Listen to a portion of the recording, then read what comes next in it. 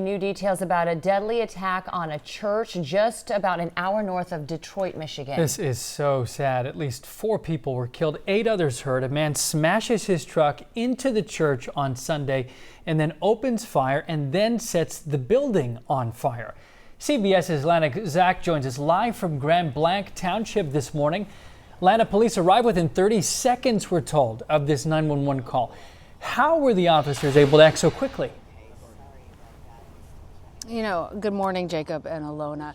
They are praising law enforcement here for that quick response, and the suspect was killed then in gunfire exchange with law enforcement.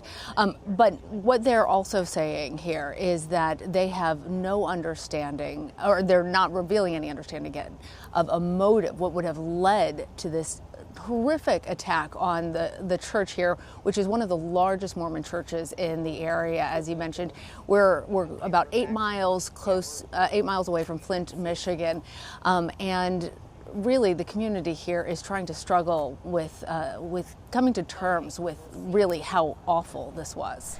Yeah, Lana, what do we know about the suspect in this attack? Have authorities released any information about him?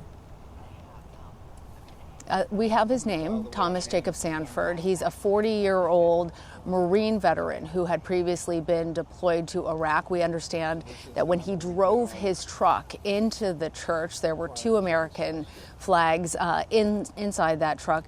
He then opened fire, and authorities say that he also had at least 3 explosive devices, and that fire that really devastated and completely leveled the church here was fueled by an accelerant, possibly gasoline.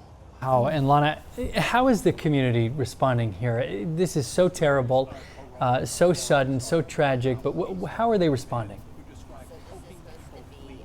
Well, the larger community here is obviously struggling. We've heard from survivors this morning who describe the moment that they saw that attacker and how close he was to them. And there were children, there were families who had gathered to worship. There are about 150 members on the rolls of this church, and everybody is trying to come to terms with something that has, even if authorities give us a motive, no comprehensible reason for something like this to happen.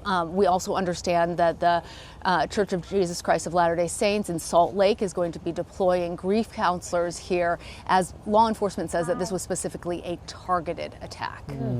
Just a terrible tragedy. Lana, Zach, we appreciate this live update from there in Michigan. Thank you. All right, back here at home now.